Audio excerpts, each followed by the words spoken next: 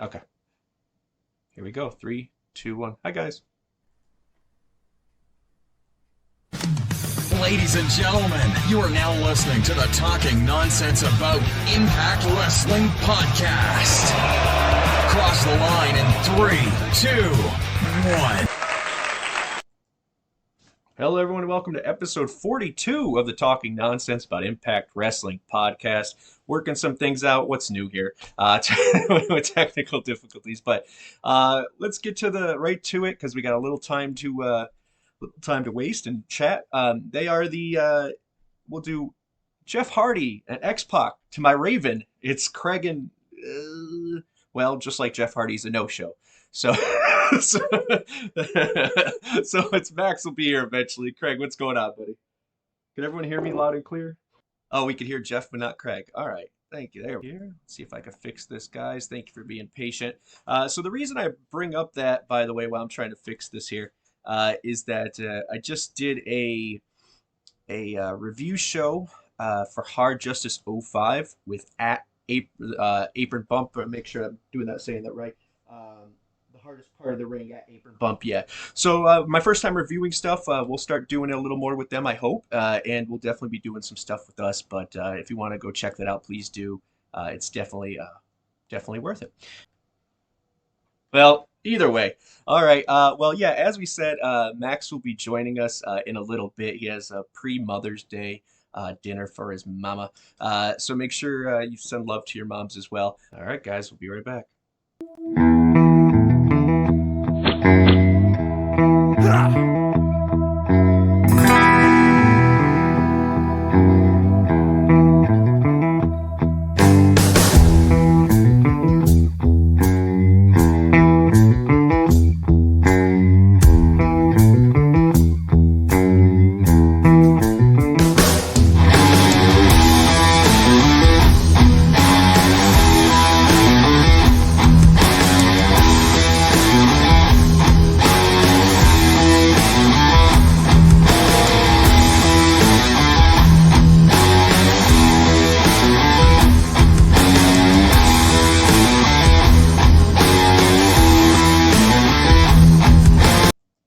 Yeah, there we go. Okay, good to go. There we go. Finally. All right. Well, thanks for sticking in the chat, guys. It feels like there's always something, but as Craig always mentions, go to our Cash App, put some money into this shit show, and maybe we can have some working sound once in a while. Good Lord. Yeah, so now is the part where we get right into power rankings. Obviously, I'm going to stall a little bit for Max while Craig and I catch up you guys with some things. As you can see right there as well on the right-hand side, is talking points. You can see a little graphic for it. So instead of next Saturday being an actual show like this, we are going, there you go, Craig, for the assistance. It'll be another talking points. Thank you guys for the success of that and the people who participated as well. Went well, did well, and we're excited to be a regular part of our foundation here at the TNAIW family. So we'll be doing talking points, and instead of Saturday Live, we'll be doing a Sunday talking point post Under Siege. So you'll actually get our response about Under Siege and what we thought of it compared to our pre-show, which only has such a big window. So look out for that. And then we will start doing tapings for that the following week. So we'll hopefully have a nice little part one kind of Netflix style where you can binge watch a lot of talking points if you wish to. And they'll all be about different shows. So it'll be a good time. I know we have Victory Road 2011 and Genesis 2010 pay-per-view on as two of the talking points, so it'll be really exciting to do. What else do we got here? We have pre-orders can start next week for t-shirts and stuff, so that's cool. We finally got that working, and we'll be doing that. Yay, t-shirts. And we'll keep it at a reasonable price for you guys. We're not trying to make a huge amount. We're just trying to get our sound to work. That's what we're trying to do here. And sound well. Hey, what's up, Bert? Who else is in there? Jeebus, of course. Critical Listing, 17. Awesome. The usual suspects.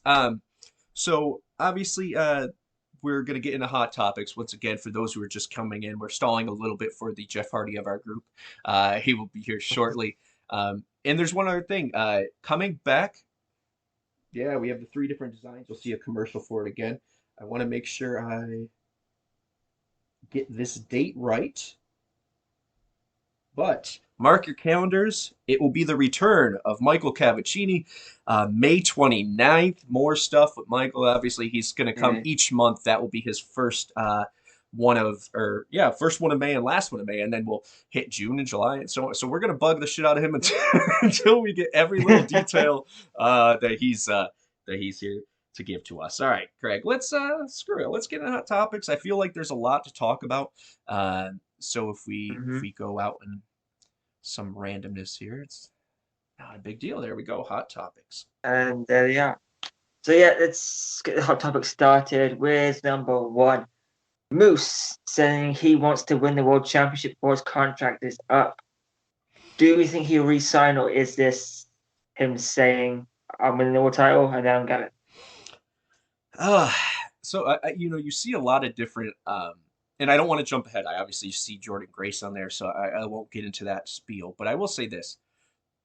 I personally think, no intel, just personally think that Moose is already signed.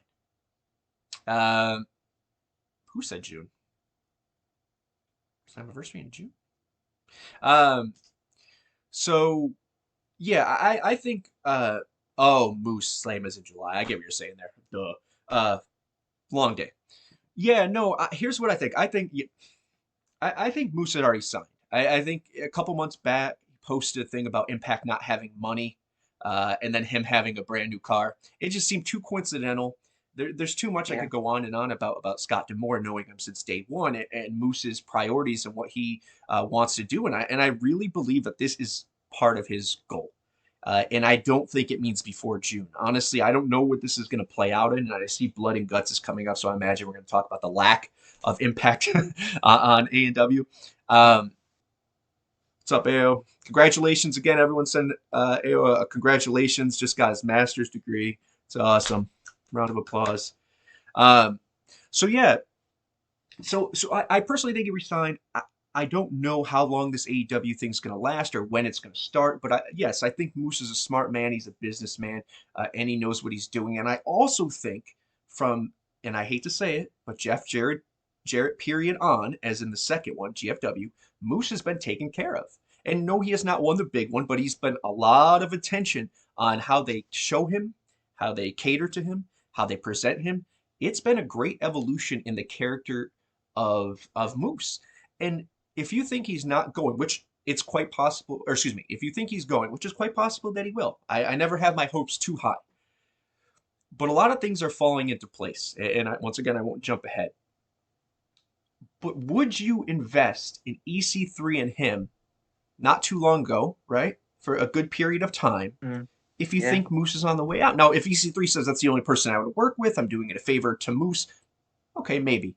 But this is normally where I'd kick it to Max to bullshit. But so, Craig, what do you think? Okay, so my feeling is you don't often see talent tweeting about when their contract's up. Yeah. So my feeling on it is that they'll probably work this into a story somehow, like they did on the Hard to Kill pre-show. Okay. With Don Callis mentioned Moose has 2 more years. I believe that's what Don Callis. That's confusing as shit. Yeah. But I can see them working into the story. Moose is going to be world champion by the end of the year. I'll put money on that. And it's going to be worked into a story at some point. I can't see. Yeah, if he goes, he could go to WWE and be put straight on the main roster instantly. But we all know what will happen. He'll be pushed for a few months, and then he'll just fall down the card. With Impact, he's going to be world champion and a lengthy world champion. Yeah, no, I agree with that. I think the thing, and I see a lot of people say, well, why do you go to WWE? Why do you go to NXT? You know the answer to how that journey is going to end for you. At the same time, you could bring up people like AJ Styles, who went there and wasn't looked at well by the man who matters, and Vince McMahon. and then slowly proved himself. So I believe that there's that window of opportunity, that smidgen, that crack of the door open that everyone thinks they're good enough to bust down, that they're going to be the different one to do it. I personally think Moose is competitive. I think he would do that if he really thought that was his goal in life. Like if he thought like this is my goal, I need to do, I want to do this, I can do it. I think if he puts his mind to it, he will do it and succeed. But Yeah. the odds are very slim, especially with they treat former Impact people there, and that could be a mix of things. Right. And that's kind of my feeling as well, because minus I don't really count AJ because he didn't come straight from Impact, but minus Drew McIntyre. Yeah. But again, he wasn't really an Impact guy. He just wanted to prove to WWE he could be world champion. But everyone who's come straight from Impact, when they've gone to NXT or the main roster, they haven't really flourished. Bobby Roode is a prime example. He's just, I completely forgot he was a SmackDown Tag Team Champion. I didn't even know that. Exactly. With James Storm or something? Another guy who has just been there floating around. Ziggler.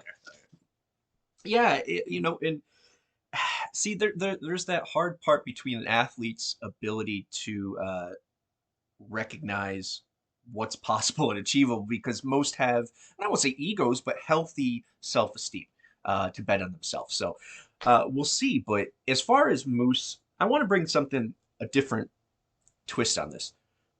Now, I keep saying Moose resigned, and it's possibly he has. But who leaked the thing that his 2 years was up soon? Does anyone know that? The answer to that? Don said he had another 2 years on it, right? And to my knowledge, Moose had signed a 5-year contract back when. So I wonder if his shit's not even up. Wonder if they're just playing us all, and this is just adding to the intrigue of it.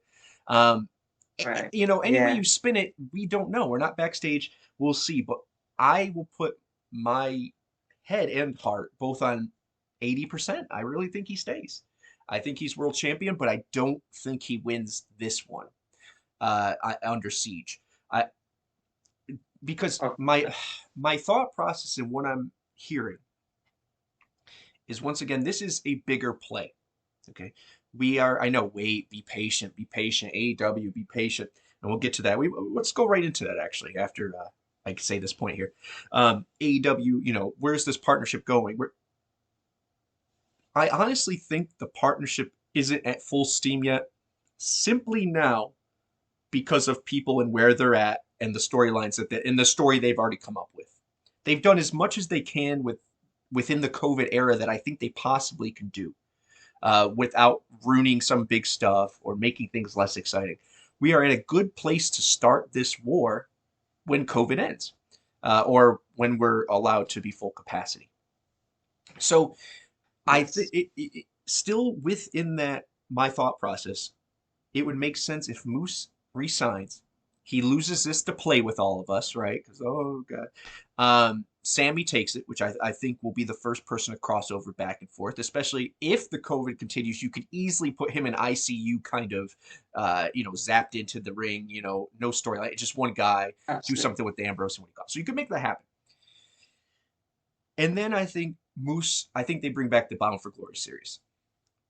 I think Moose goes through that. He takes everyone down. He comes back. He's the last participant, whatever it may be. He goes through that. Then he goes through Kenny Omega at BFG. I don't think if I can't think two things at once. Not that me physically, mentally I can't. I mean, I can't think that AEW partnership is going to grow the way I think it is. And also at the same time say that, Moose isn't staying with it kind of goes hand in hand as far as where I see the end game of this. But let's get into Blood and Guts, and I'm sure, circumnavigate it on that. Yeah. So on the subject of Blood and Guts in AEW, was Blood and Guts the perfect time for Impact to make their presence known in this war? If this was post-COVID and there's fans in the crowd, hell yeah, this should have been the time. But even though the ratings were good and any kind of rub we can get from those ratings, the better. I'm cool with not falling through a tinfoil stage or whatever the hell happened at that shit fest. I mean, once again, not against AEW. Some of it's good. I'm trying to keep up on it now that, obviously we have a partnership, and I really think the lack of partnership will change. Would that have been a great time for us to? Yeah. But I'm starting to see something that I want to go. I don't want to get too far ahead with the Jordynne Grace thing. But I think I was wrong about. Well, I'll take that back. I thought Taya was going to go to NXT. That was my original thought. Then I got a little ahead of myself, and it didn't happen for a hot second. Then she trademarked her name, so I thought, okay, shit, maybe they're doing Team K. But I've stuck with my gun on Ethan Page being part of this. Okay, it's just interesting to me that Ethan Page is starting to be at the end of the show quite a bit in some way or form, right? At the top of the card, somewhere in there, still after dark, but still mingling on Dynamite. LAX, getting a lot of talk about them not being used right and doing whatever. Cage maybe breaking away from Taz. There's a lot of things in this that really make me feel they're setting the tone for the old switch and go. I still think the thing with Christian Cage. I still think with Sting. I think they get the rub from AEW and then they turn and eventually are Impact. So I think this gets bigger. And after what's ROH guy? Oh my God, he was with us for a sec. He plays Suicide. Trisha. Gresham. Thank you. Yes. Jonathan Gresham. After that post with him in July with the ROH thing, I thought from the get when we heard that there might be a 3 or whatever it may be. I'm trying to read that. Oh yeah, we'll get to that at topic 5. So, yeah, I thought that would be the third group. I think the NWA and Billy Corgan have nothing to offer us. I did see the Tyrus thing, and if I swear to God, if he comes back, I will change the channel with a heartbeat. No. Keep him away. I think him and Josh Matthews are friends. So, yeah, as far as let me finish that. So ROH, I think it's going to be ROH, New Japan, Impact, and AEW. And the reason I've said ROH from the get was that it's not. I don't want to think of it as wishful thinking, but I find it really interesting that there's been a lot of references to the people that are on ROH's show. Okay, Bully Ray's no longer there, obviously, but Jay Lethal. Okay, the Beautiful People. Who else said something? Gresham now. It was a smidgen of Impact, but the point was he's once again saying July. So what is July? And they have that deal with New Japan. And what sounds better? I mean, of course, NWA has some kind of sticking point to some people. But I just think ROH versus Impact versus AEW versus New Japan is a bigger feeling and get than NWA being part of that. Yeah, I can see where you're coming from with the whole four promotions on one. No, I get that. I think especially with ROH back on the rise again in terms of the talent they're bringing in, wrestlers re-signing with them. I think I can see that. It would make a lot of sense. Obviously, there's rumors that New Japan aren't exactly happy with ROH. Oh, I'm sure, but they weren't happy with us. So. Shit, money. Point. But it did take years for New Japan to trust us again. But so, but I mean, as for Blood and Guts, I maintain that should have been the time. You have obviously maybe not the main event, but you could have had. Obviously, I think Omega faced Moxley and Kingston, something like that. I believe. Team with Nakazawa. Oh yeah. We'll get to that. That one there. And I mean, Sami Callihan should have got involved in that match. That would have been perfect timing. Maybe Eddie Kingston gets taken out, whatever.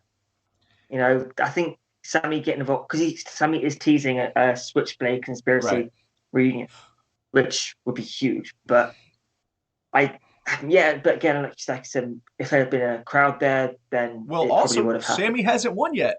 I mean, he has probably in real life, but as far as kayfabe, what we see on TV, Sammy is not the number one contender. So until he wins there, I think this is the new cycle. I think this set of tapings after Under Yeah, Siege is what sets us into the future. Um, Maybe not as much as we wanted to, but I think they're smart in planning it safely based upon the ups and the waves of COVID and where they see it going. Tennessee, I think, is fully open, but I would like to see them, especially if they do this. I see the comment there about selling out a stadium by Bert. Um, I really think that. Hey, oh, oh, uh oh, oh, that's a match. hey. I All showed right. up. I showed Hey, up. in time for I took the jet. I blood got and here. guts. Uh, Would help if my camera was focused. focused on me. There you go. Figure that All out. right. Here we But yeah, let me finish that up. So, and I forgot the ROH thing. EC3, Mike Bennett, Maria Kanellis. We didn't mention that. So there's a lot of things there, but I think they can honestly, if the summer of 2023, are we in 2021? No, let's say summer 2022. Let's say that. That makes sense. I could see that show selling out Madison Square Garden. Remember, AAA would be part of it too. So that is the time. For us Impact fans, would the time be great if it was last week, if it's next week, if it's the week after? Hell yeah. But Impact is winning on their own with other things we'll get to that are hyping them up. They're doing the numbers they need to with just the Kenny Omega rub. But they really don't need to rush the rest of the stuff. Let the crowds come in. Let the big shows happen. Don't rush anything. I mean, they've been sitting on Kurt Angle being signed for for a year, it feels like. So I think we could wait. Max, welcome to the show. We are. Hi, everybody. To everyone here, Max. We had, of course, audio issues again. We're on Blood and Guts right now. If it's the perfect time for Impact to debut, obviously it didn't happen. And then once again, all eyes on Moose if Moose is signing or wherever. So in regards to Blood and Guts, I think it would have been a good point for Impact to debut. I'm still not sure if Impact is ever going to show up on AEW. Yeah, because like if you look at this, you have Kenny Omega from AEW on Impact. You have Finn Juice and now El Phantasmo, like not just showing up for one-off matches, like seriously involved in Impact Wrestling. But I don't think there's anybody like that from New Japan in AEW. I know Kenta came over and did a small thing just for his title match with Moxley. I know they have another USA title match with Moxley, but to me it feels like Impact is the one who's like, hey, we're willing to do a deal with AEW. We'll have AEW people come over. We'll do a deal with New Japan. We'll have New Japan people come over. We'll do a deal with whoever else the fuck wants to do a deal. And AEW is kind of like, and we're just going to be AEW. Yeah. Like, we're just going to kind of do our thing. Obviously, John Moxley is the New Japan IWGP US champion. So we'll do things here and there so he can defend the title. But we're not going to make these people like mainstays on our show. So I don't know if Impact ever actually shows up. No, I see that point, and that's one I don't mind mentioning, because the Jericho interview. If you believe the Jericho interview that he just did, where he said, "Oh, we're just on a different level," which is fact. It's fact. They're on TNT. It is what it is in the perception of the U.S. audience. But if he's on there because he sees zero benefit, right? He sees zero benefit because he's an AEW guy. And kayfabe, if it is kayfabe, he would say that, because that's the narrative we've been talking about for almost a year now, is that the AEW partnership could go two ways. One, they create a narrative for us, and, well, we believe it go two ways, and one is what Smash just spoke to. What's the point of all this? Because it's benefiting us. There's one way, which is Max is talking about, which it could possibly be, which is AEW doesn't see a benefit. So we've made a deal with AEW just to have them on our show, just to get that rub for us. And it's worked. I don't care. It's worked. If you watch it separately, it works. If you watch it expecting to tune into AEW and see us, then it's not going to work for you. So right now they're catering just to Impact fans on the television. If you are a deep Impact fan and you do watch AEW hoping that we show up, yes, you're going to be deflated and upset and whatever, and that sucks.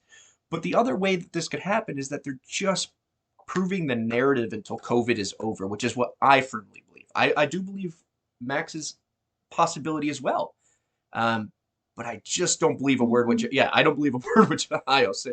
Great minds. I don't think Jericho says anything unintentionally. Everything feels, especially when he's such a big friend of Don and Scott and got them the job with Anthem. Let's remember that. He was going to come there. I seriously think since day one, there was a talk with all of these people about, hey, you go do your thing. We'll do ours. We'll keep trying to raise it. And when the time comes, we'll give you that shake and bake. I still think that's going to happen. Because if AEW is so cocky to not understand that at AEW versus Impact versus New Japan versus ROH, whatever it may be, isn't money, I'm sorry, that million viewership is great for them on TNT. That deal is wonderful. The pay-per-view buys are great. But why wouldn't you want more? No, I mean, I agree with that. My only question is, I wonder if does AEW think their stars are just better than Impact's? No. And if that's the case, do you want Ace Austin showing up on AEW and people being like, holy shit, this dude can fucking go? Could you want Chris Bay showing up and people being like, dude, this is outside of Kenny Omega. Right. These two guys, I hate to, some people out there love Darby Allin. Ace Austin and Chris Bay and Josh Alexander and multiple others can wrestle circles around that man. Like, if you put Ace Austin against Darby Allin, it's just not going to be a, like... It's a great point. I don't know. So I'm wondering if that's a possibility. It's a great point. A way to look at it is our young guys, they brag about creating new stars. They've created new stars within their little world and to their fan base. There's not a guy on there that I watch and I say, okay. I mean, you have some Scorpio Sky. You have of course, the veterans. You have all our guys.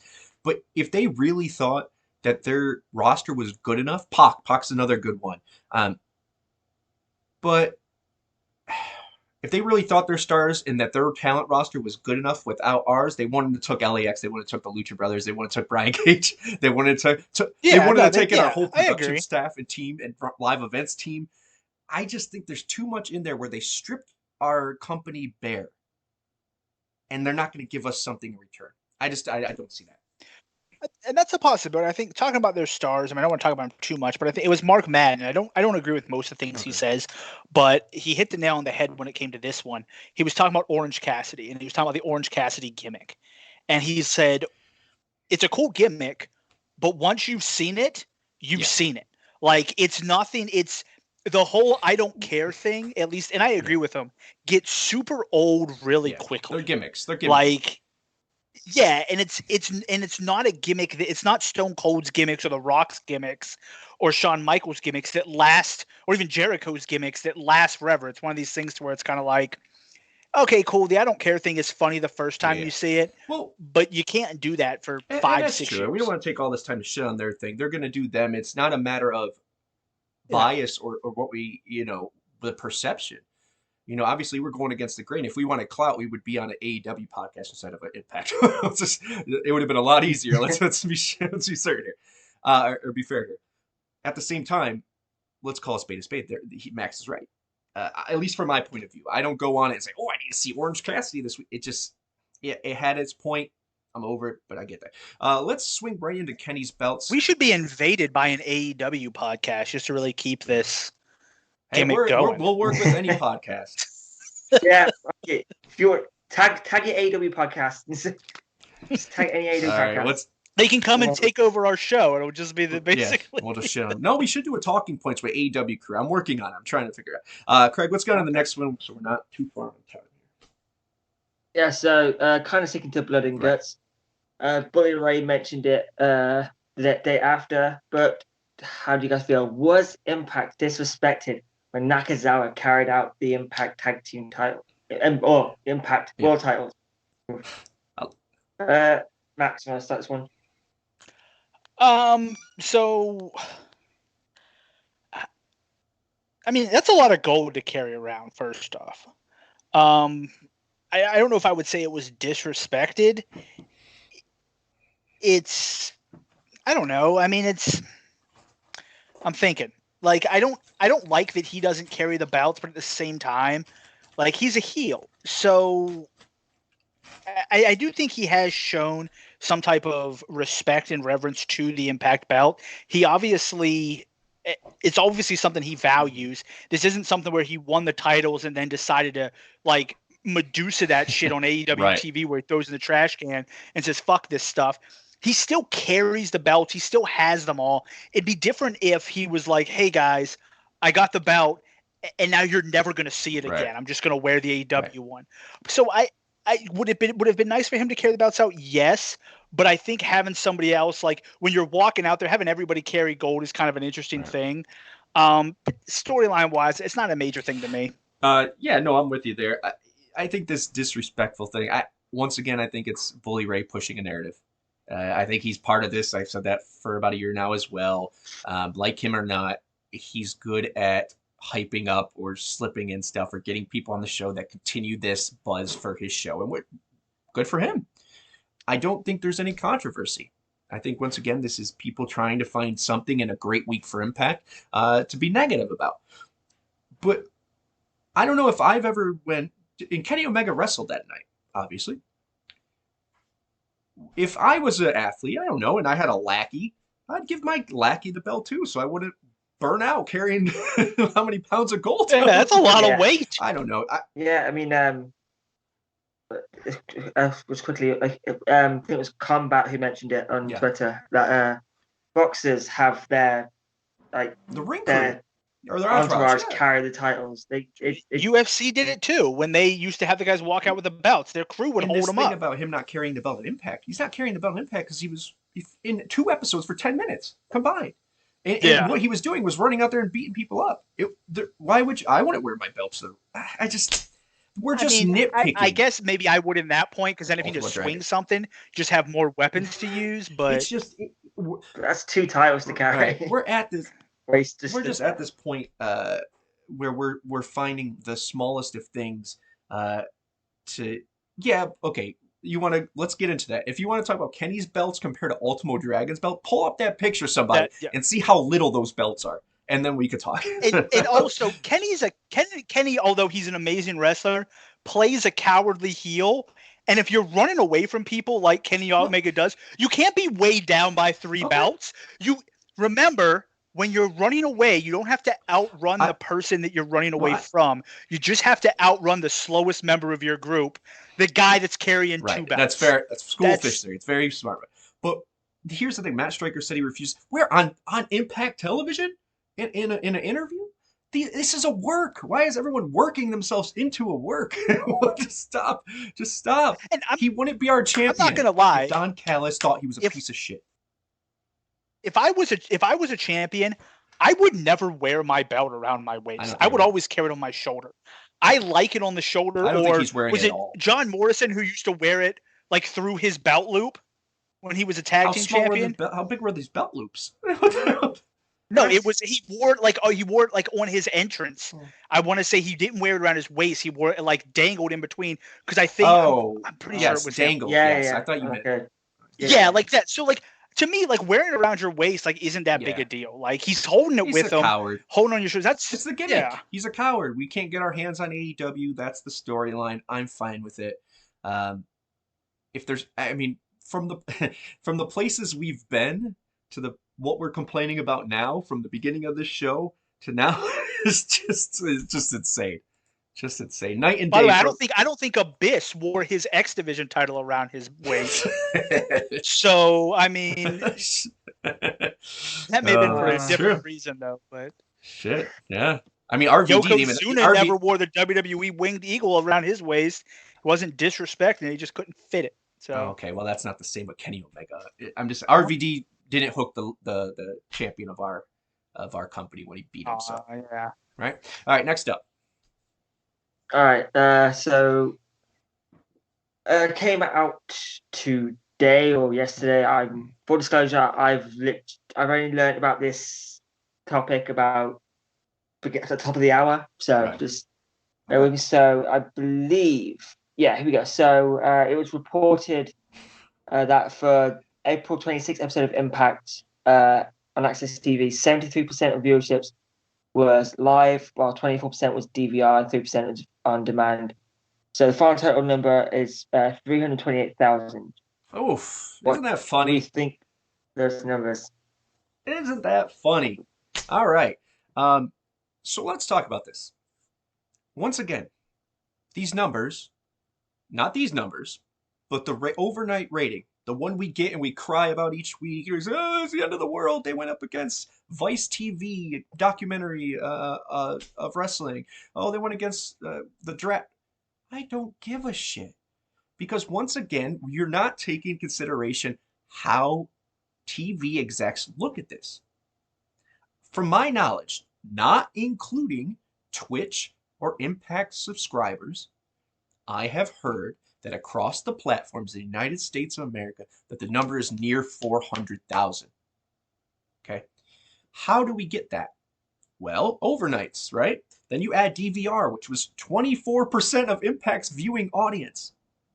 Now, the thing is with Meltzer here is that I'm happy that he's saying this. The reason he's probably saying this is to show that Kenny Omega is a draw. Okay? But it does not matter to me. He's saying it now that Kenny is champion to show that he is bringing ratings. I'm fine with that as long as he shows the numbers from here on out. Because these past months and years of him not showing it, we had same numbers. So, we carried over our Pop TV audience just spread out through different platforms. Meanwhile, gaining subscribers over past 100,000 on our app. Okay. So once again, the number of that doesn't matter. What matters are these numbers combined with Twitch, YouTube, and then whatever other viewing service that they offer. I don't know where they offer it now.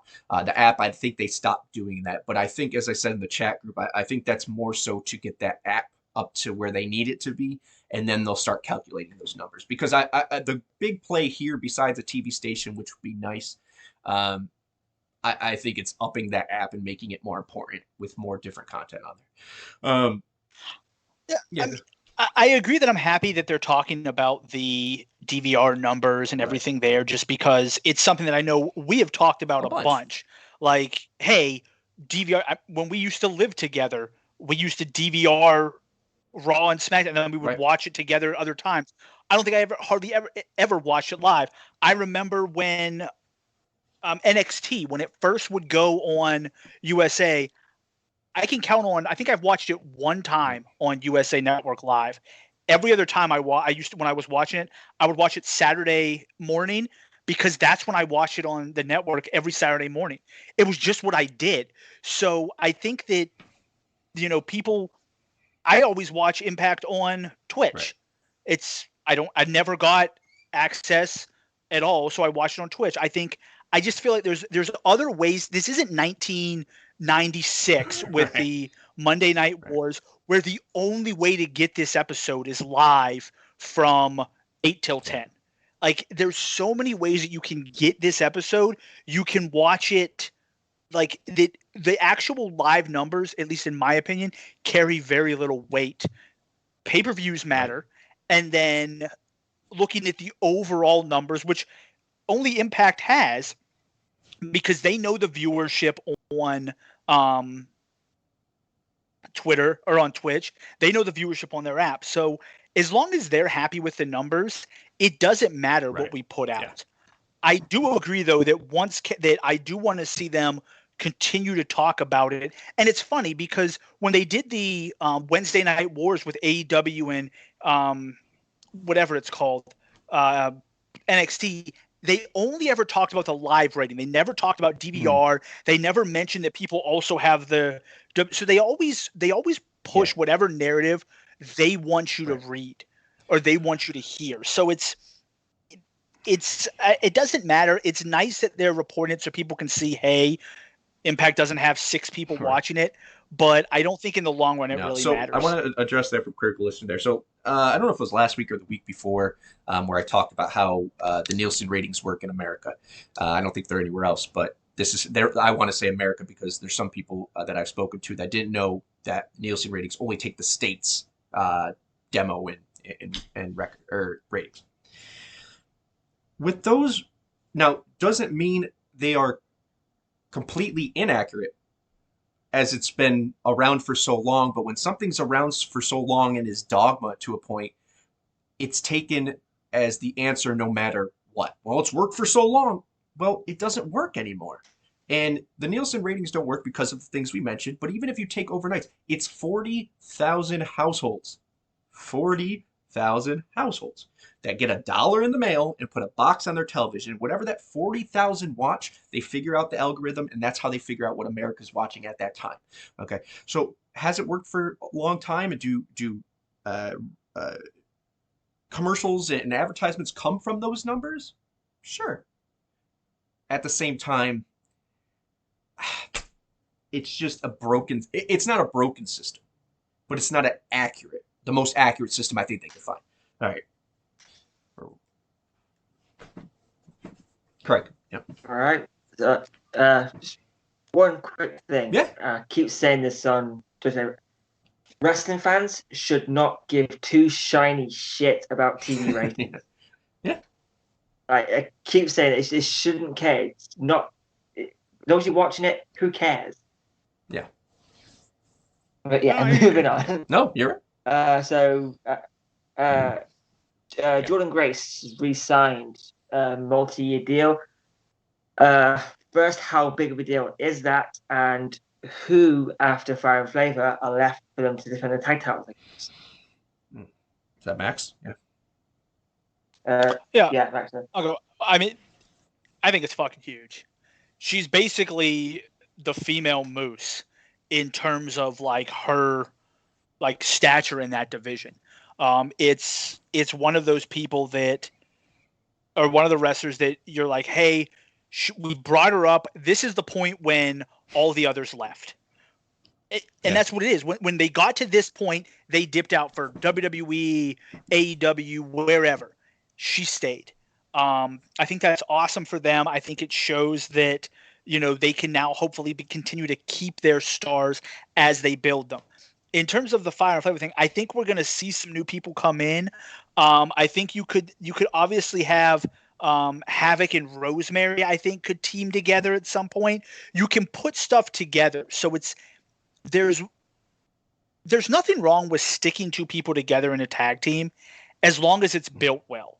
WWE did it with Cesaro and Sheamus, and they formed the Bar, and they were amazing because it's one of the few times they've had a long build. So if you get somebody, if you stick two women together, Havoc and Rosemary, if you decide to do Kimberly and Susan, you can stick them together, and you can stick Taylor Wilde and Emma, what's her name? Tenille Dashwood together.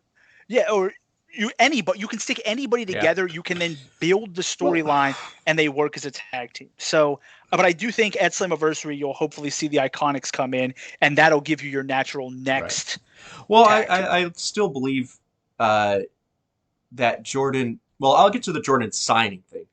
Regardless of Jordynne signing or not, I thought it played out to being Jordynne turns heel and either leaves the company or stays, obviously.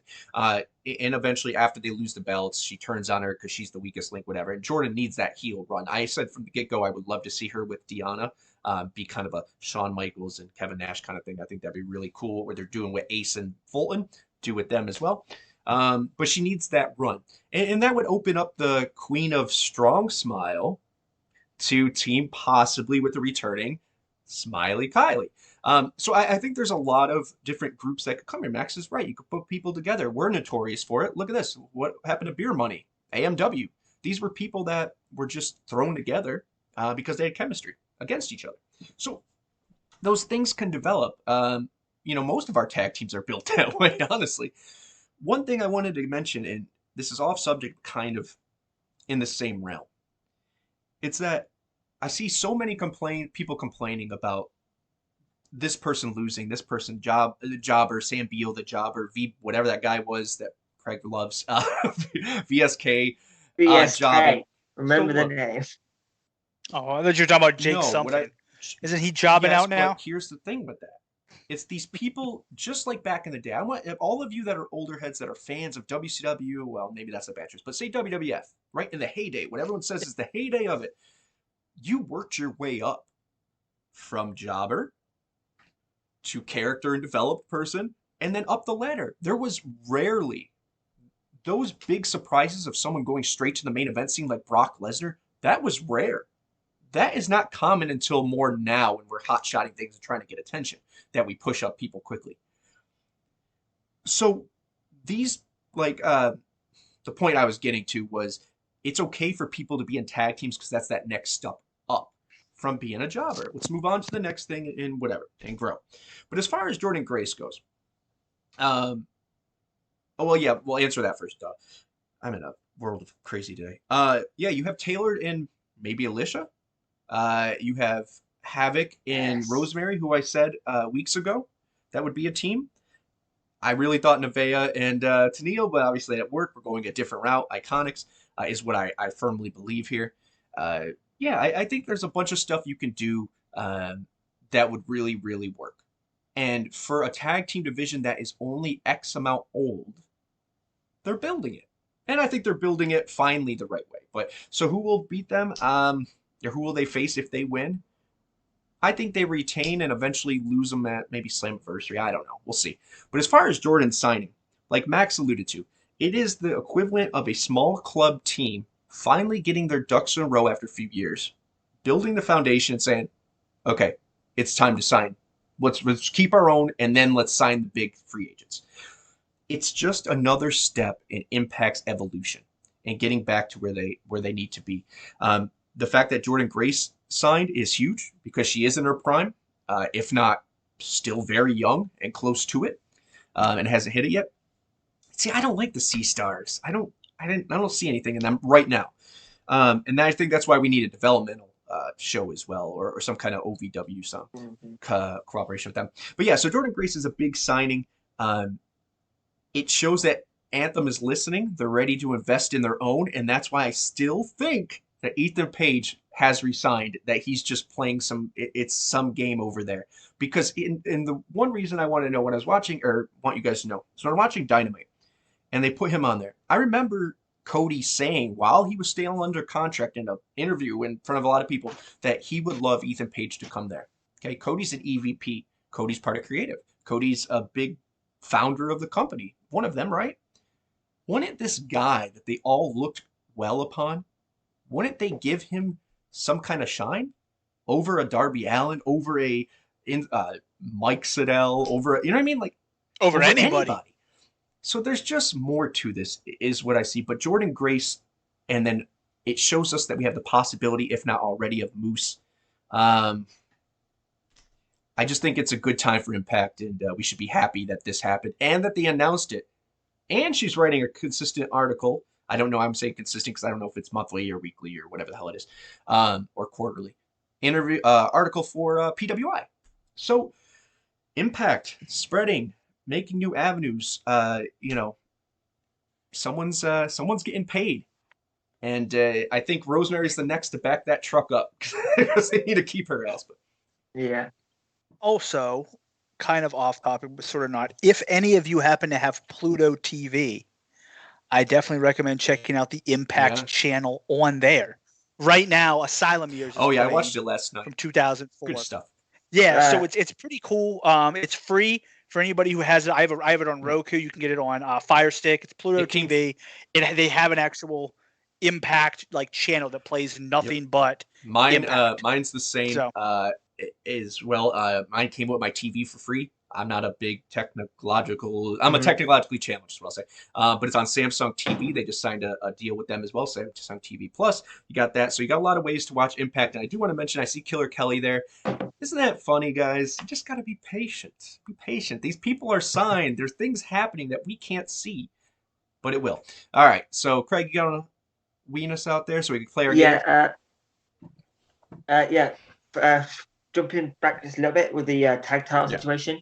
The way I see it playing out and the way I want it to play out, kind of, is at Under Siege tag team match with Tennille and Taylor against Susan and Kimber.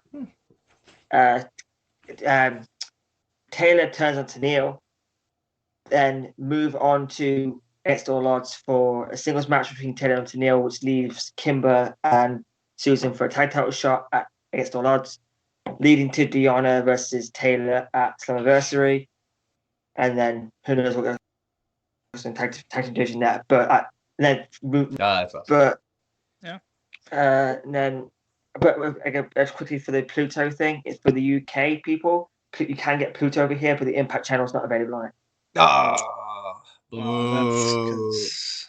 Boo. Right. One other thing I want to say real quick before we go, I'm interested to see how everything with El Phantasmo works out, because if you look at his gear, he's very Bullet Club on his gear.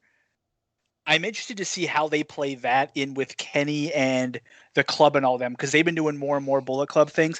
I'm interested to see if that eventually leads to more Bullet Club people coming over and then creates an additional storyline there. Yeah, no, I believe it. It probably does, but isn't it? I've watched his work. I've never watched, for some reason, an entrance of him. I don't know how that happens. But very white Nakamura. Like, what does he just steal everything? Well, my favorite thing about him is his finishing move is a super kick. Yeah. Not people kick out of his super kick like everybody else in the world.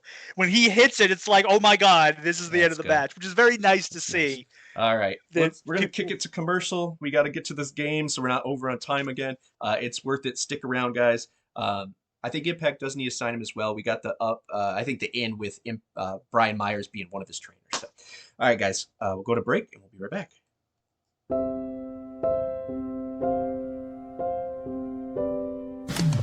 Ladies and gentlemen, you are now listening to the Talking Nonsense About Impact Wrestling podcast.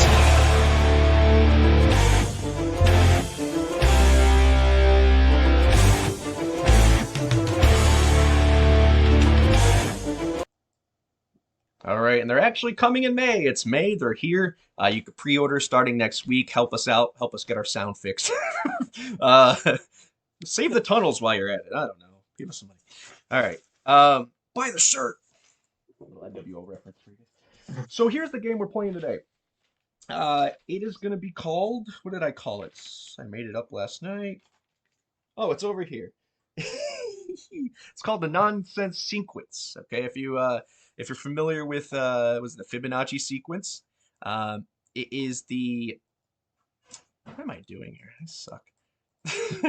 It is the number sequence, and you got to figure out what the next thing is, right? I'm playing a little difference on that. So yeah, so it's gonna be very simple though. I'm gonna describe it to you guys. So there's gonna be a video that plays. Okay, I'll tell you who goes first. It's gonna give you a name, and for 10 seconds, think on that name. Okay, you have to tell me the subject of the people combined, 1, 2, 3, and 4. But if you could get it on 1, you get 25 points. You get it on 2, you get 20 points, 15, and 10. Okay. So it'll be like. So here we're gonna do it. AJ Styles. It could be Fortune, and then it'll list the 4 members of Correct. Fortune. Okay. But you could, and every time you could guess the same thing. It doesn't matter. I won't tell you when you're right until afterwards. But it is timed. So once the video plays, that is your time. Max will make you player 1 this round. Craig, you're player 2. Okay. You have 10 seconds once it says player 1 or 2 to say your whatever. If you don't say it within that 10 seconds, it's a pass. Okay? So we're going to play this one here and show you, just for example, of how it goes. Okay, so Cody Rhodes pops up there for 10 seconds. And then it'll give Max his first guess, and if I did this right. Okay, there you go, player 1. Cody Rhodes. You're not going to make this if you're... I've got no clue. Okay, pass. I don't even... All right. Player 2. I don't know. Okay, pass. Number 2, TJP. The fuck? Okay, so now this should go back to Craig. You got 10 seconds. Guess anything you want. Hey, Suicide. Okay. Uh, Max, it will say player 1 and give you 5 seconds as well. That countdown is part of yours. I got no fucking clue. Okay. Crazy mass wrestlers? I don't know. This is just for fun, anyways. This is fun. All of them are. Okay, this is number 3. What do you guys in the chats? Do you get what's going on? So these are clearly it's Jeff's favorite wrestlers. Manic. We got Koya, Storm's not Manic. Okay, so this was number 3. Craig? No, Amazing Red. No, there's a topic. There's a topic. Davey Richards. Okay, so we had Davey Richards. We had the Crimson. We had TJP. We had Cody Rhodes. Player 2, do you have a guess? No.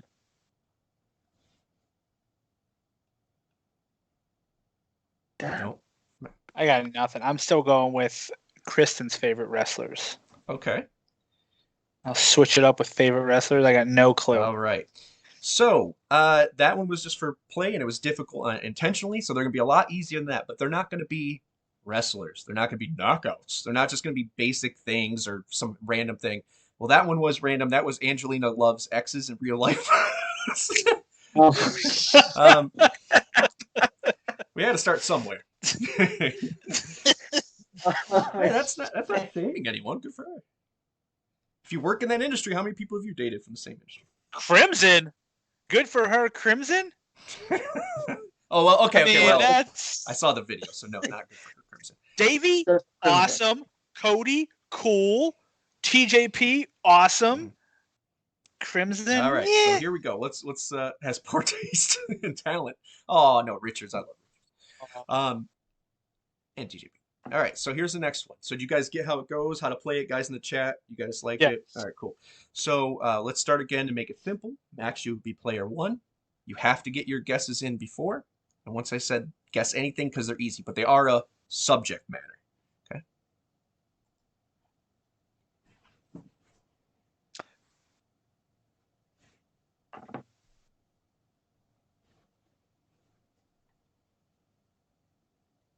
Main Event Mafia? Okay.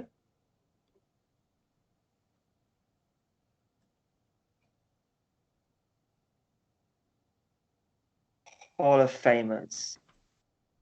Okay, oh, that's a good one. Well, that could basically be Main Event Mafia too. Okay.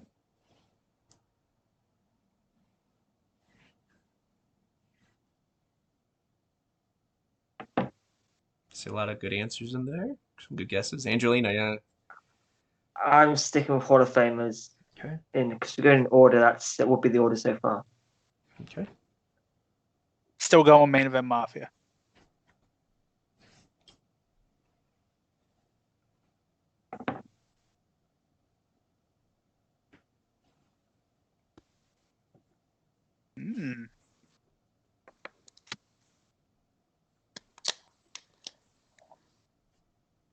And we'll go Hall of Famers because I don't think Team 3D was in Main Event Mafia.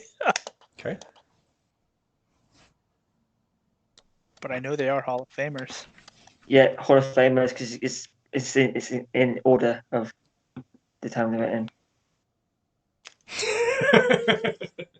Jeebus, man. Not for those who are listening, not on YouTube, or excuse me, not watching on YouTube and are listening through Sounder. They've said that's Angelina Love's exes round 2. Aces and eights. Hall of Famers. Yeah, I'm going. I agree. Hall of Famers. And Jeff Jarrett was the last for our listeners at home. All right. That game is over. What happened to that?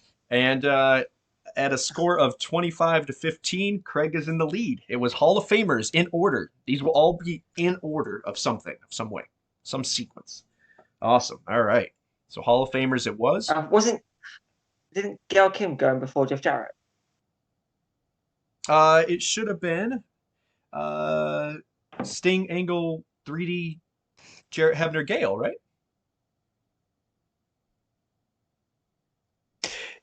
Yeah. Gale wasn't too long.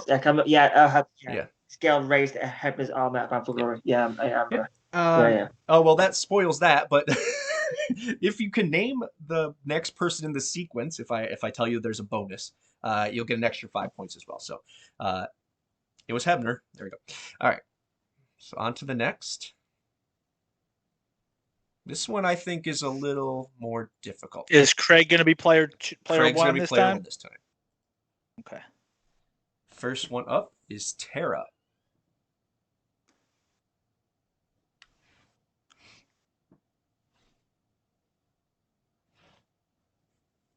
I'll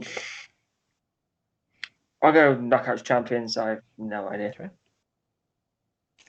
This one is difficult. I will give you that. I'll say that. I was thinking she was teamed with Madison Rain, but I don't think that's anything yet. So I'll still go with Knockouts Champions. Okay. Next up, Rob Van Dam.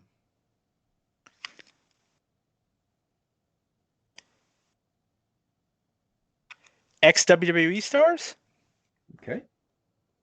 Or could still be Knockouts Champions. I don't know. Okay.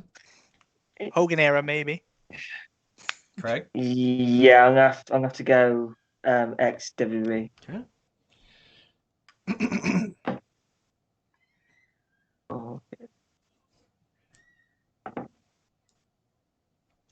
Sting, though. So we have Tara, RVD, and Sting. What is the common trend of them? I'll give you a hint. It's in order, too. I got no fucking clue. I mean, Sting wasn't ex-WWE, he was WCW, so we could still... Scott Steiner. So now we have Tara, RVD, Sting, Scott Steiner. Give you each your final guess. I got no fucking clue. All won their debuts as the squash. The squashes. All right, let me get Craig's final guess. Yeah, they all won their matches, debut matches in squash. Max? People who appeared on the Monday Night Wars.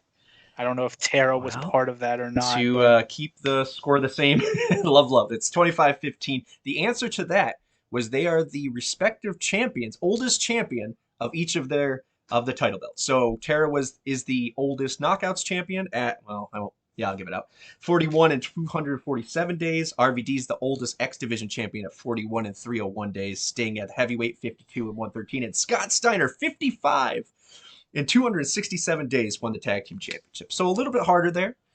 Test your knowledge there. I mean, I was still right with, former people who were part of Monday Night Wars at some point, I feel like. Because Tara was part of Monday Night Wars? I guess she was a hoe in The Godfather, so maybe. There you go. See? That one was a hard one. Here's a and that was part of the Monday Night Wars. Here is a palate cleanser. This is Galloway first. Drew Galloway is the first one on this sequence, Fibonacci sequence.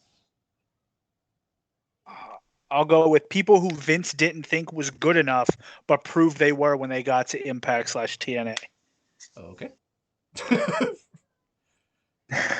So far, I'm going to say Impact made them stars. No, I don't have too much time on my hands. I get 4 hours of sleep. I have a child and day job. I just make these quickly. Eli Drake is number 2.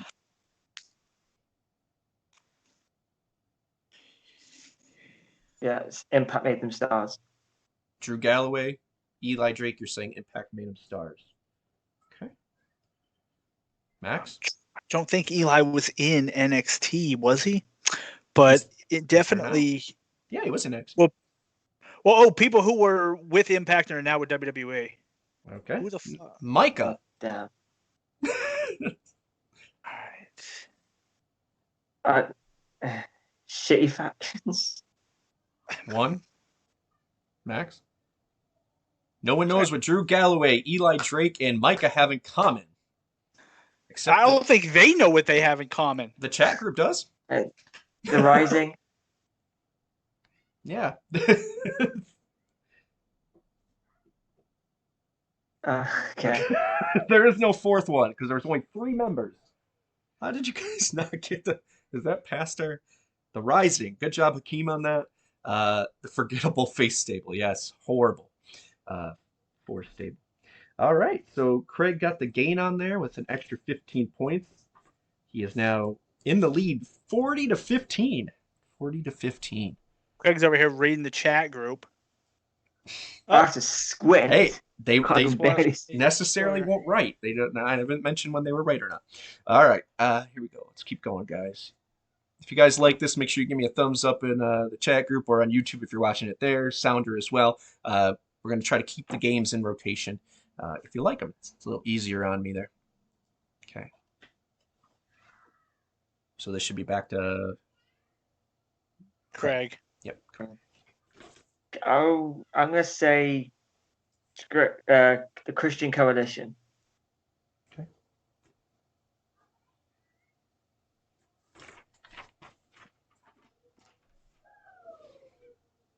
I mean, if I could do former X Division champions at this point, I guess. Okay. So first up was AJ Styles. Second is Low Key. Could still be former X Division champions. Fortune 4. I don't think Low Key made it into Fortune. All right, whose turn? Guess. I'm gonna say debut of TNA. Okay. Once again, these things are in order. AJ Styles, Low Key, and now Jerry Lynn. What do these three have? First X Division title match. Okay.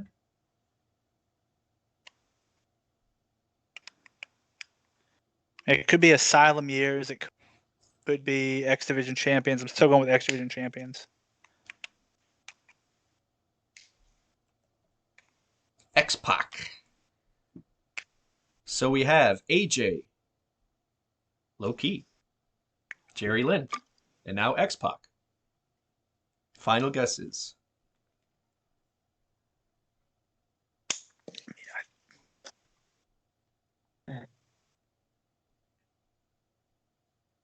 X-Pac's throwing me off. I'll be a little lenient. So it wasn't first X Division title match because that was AJ Styles so, Jerry Craig, Lynn. I'm what was pretty your final guess, everyone? I don't know.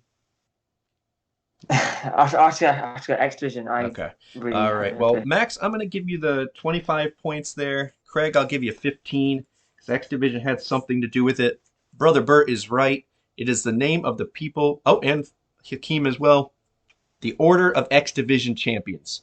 I didn't include Vacant because I didn't feel like writing his name, but yeah. So it went AJ Styles, Low Key, Jerry Lynn, Vacant, X-Pac, AJ Styles. All right. So right now we have Craig sitting at 55, Max sitting at 40. Close game, close game. All right. Good job, guys, in the chat group there. Getting that right. All right. First clue up is Mike. Mike.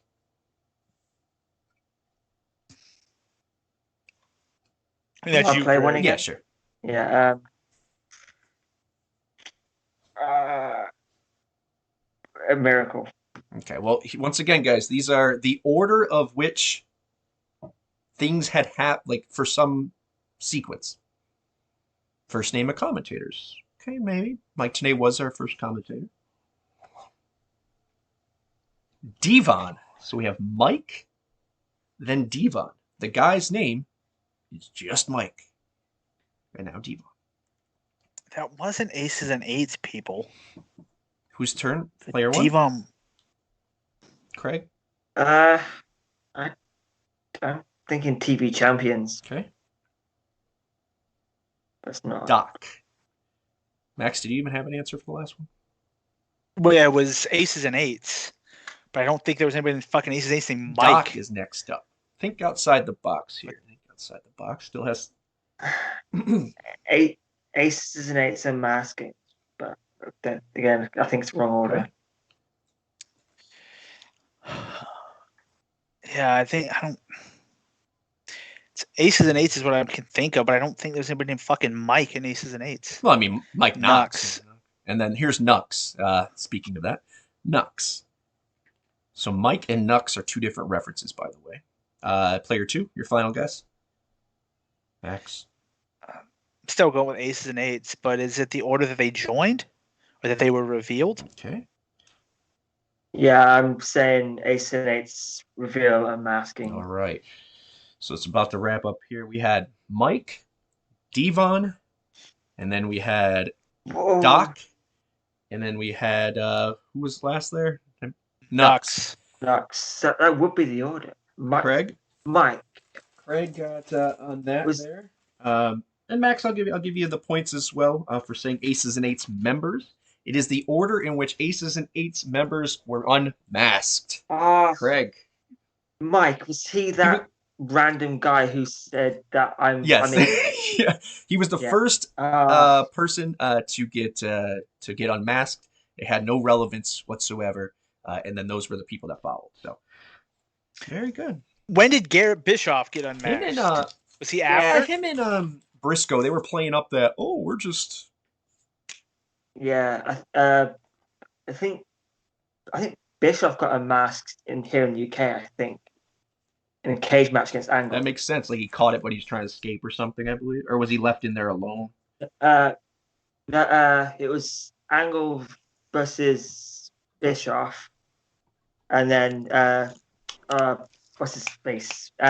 Briscoe climbed in, then he unmasked himself, or there might be the way around. Gotcha. All right, so there we go. Now you guys are in the right sequence. There we go. You guys got this. All right, let's keep going with that. First up, Eric Watts. Who remembers that guy? Oh, and the score is 70-60, Craig, by the way. So Max creeping up here.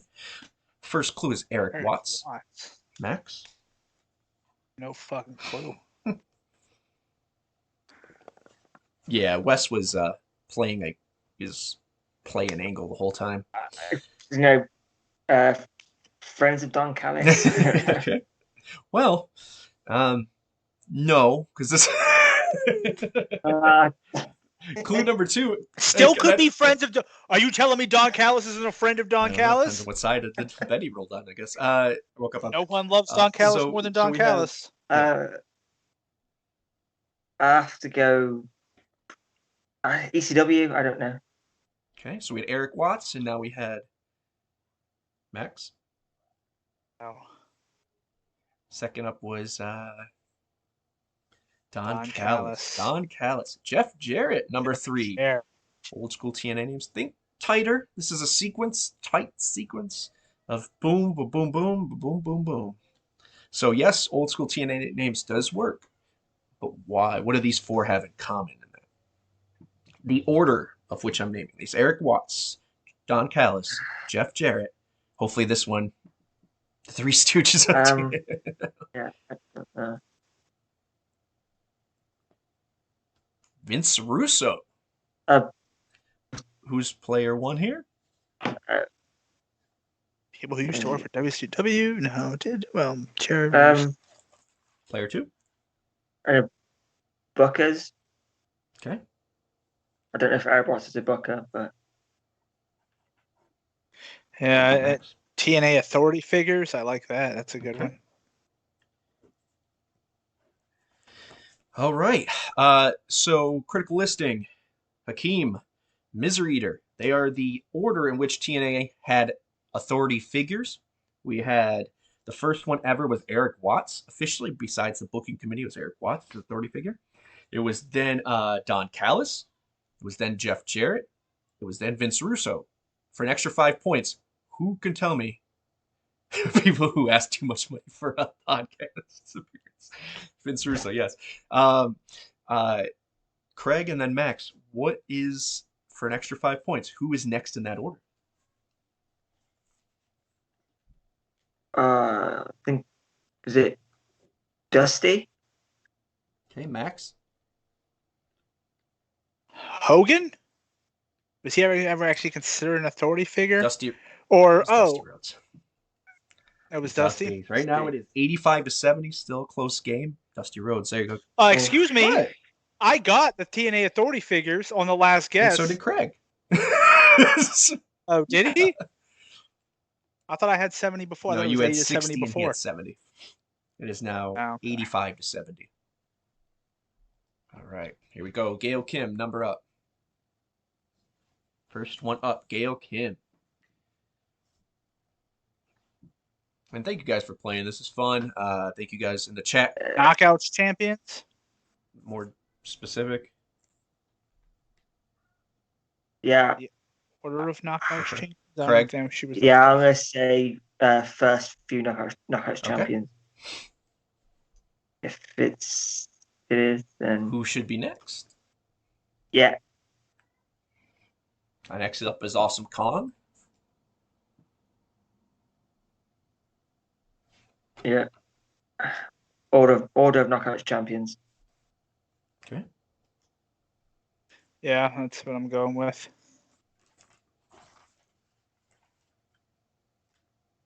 It is then...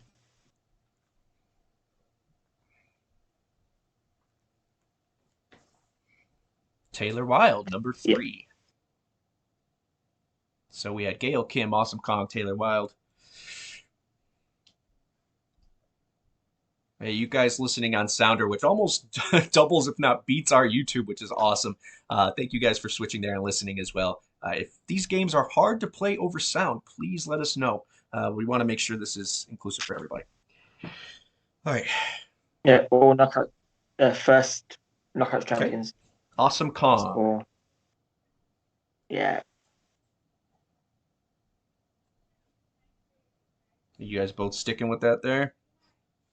All right. Yeah. You both are correct, as well as Hakeem in the chat group there. Misery Eater as well, Cody. 110-95 for an extra 5 points. Max, can you tell me the next Knockouts champion? Was it Angelina Love? Okay. Craig? Be calm. Yeah,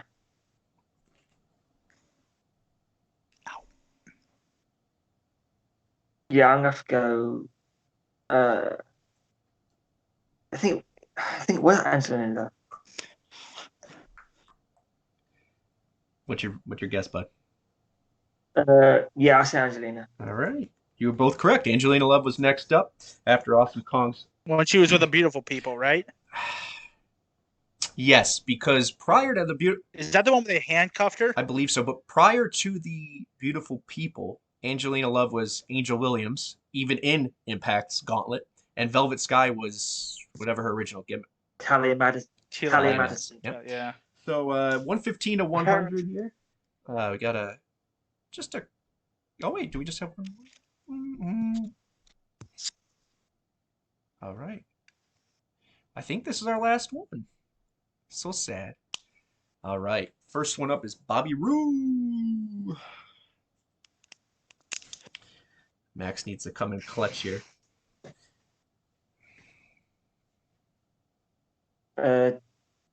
Team Canada. The first up was Bobby Roode. You said Team Canada.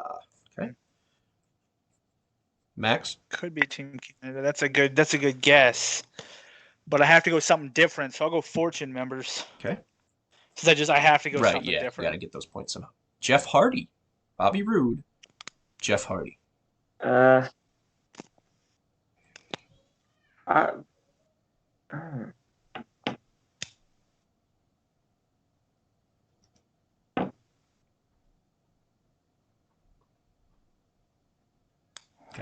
don't know. People waste. I'm gonna say tag team partners of James Storm. Okay. So it can't be that. Next up is AJ Styles. So we had Bobby Roode, Jeff Hardy, and now AJ Styles.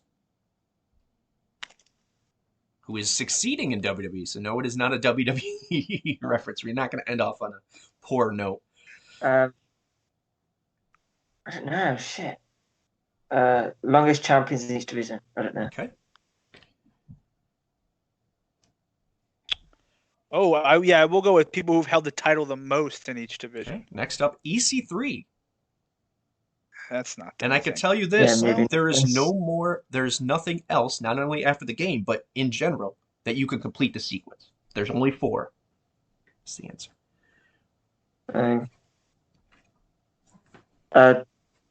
2-time TNAIW champions. World champion. Max? Final guess. I'll still go with longest reigning or most held title of each. All right. Because I'm sure EC3 probably held something. The game goes.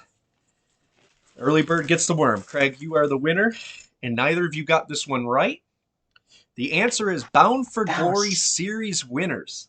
Those are the 4. Come on, you guys all applaud the Bound for Glory series. And you're going to look confused because the Bound for Glory series first was won by Bobby Roode. And then Hardy won the full series because it was the top 4. That's when they started doing the top 4 in a tournament. And then it was AJ Styles. And then it was EC3 who won and then lost against Bobby Lashley when he finally got to cash in.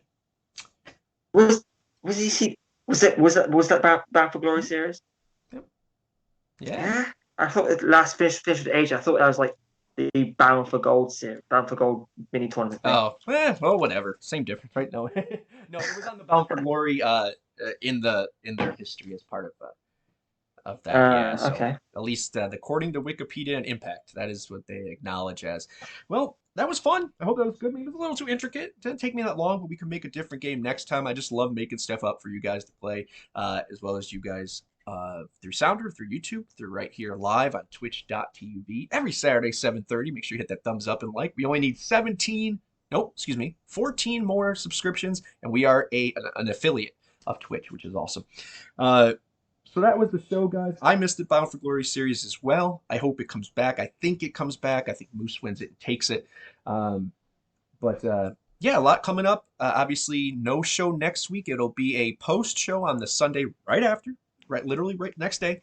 It'll be a talking points about Under Siege. So watch that. Come join us and see the points that we get or don't get, and we'll see how good of a show it is. Craig, what do you got for us? Max, what do you got? Yep. Yeah. Oh, Max. I say not much. I'm excited to see how Under Siege all plays out. What leads to it? Card. It is. I think. I mean, we'll talk about. I feel like Moose should win, but I don't think he will, just because I don't think they're. I think whoever wins is losing to Kenny Omega. So. Yeah, I agree with you. Craig, what you got, buddy? Yep. So, just thank you all for watching. Hope you enjoyed this nonsense. We did drop us a follow here on Twitch. If you're just watching on YouTube, just hit the subscribe button. And yeah, thanks to everyone who's listening to the audio on Sounder. Yeah, I guess we'll see you all next Craig, week. where do we have some people I want to shout out to the other countries watching us. Who did we have last time then? Yeah, so last time had some listeners in Belgium. Hello, Belgium. And recently found we've discovered some listeners in Germany and over in Ireland. I feel like that's Marcus, right? Isn't Marcus from Germany? I hear we're the #1 Impact podcast. Better be careful. Got to quote your sources on this thing. Myself. I don't want an internet riot. By the way, there was a Disco Inferno sighting on Impact channel on Pluto TV. Yeah, check that out, guys. Impact's doing big things. We're in a great time. We have some great things coming up, as you can see there, as well as we're advertised. Under Siege May 15th, Against All Odds June 12th, and then Slammiversary July. It doesn't say the date there, but I believe they chose the 16th, 19th, somewhere in there. I don't know the name. Whatever that Saturday is, or did they choose a Sunday? I think they chose a Saturday. They should have chosen Saturday. Yeah, I think so. Because I think Sunday is some big event. I'm not sure, though. All right, guys. Yeah, obviously, thanks for watching. Thanks for listening. Keep doing so. We'll keep making this shit if you like it. Let us know. July 17th. Thank you, team, coming in clutch. Once again, congratulations to Io. I guess Impact congratulate him too on his Masters. That's awesome, man. Keep doing this. Big things coming. Yes, big things coming for Impact. Big things coming for us. Big things happening for you guys.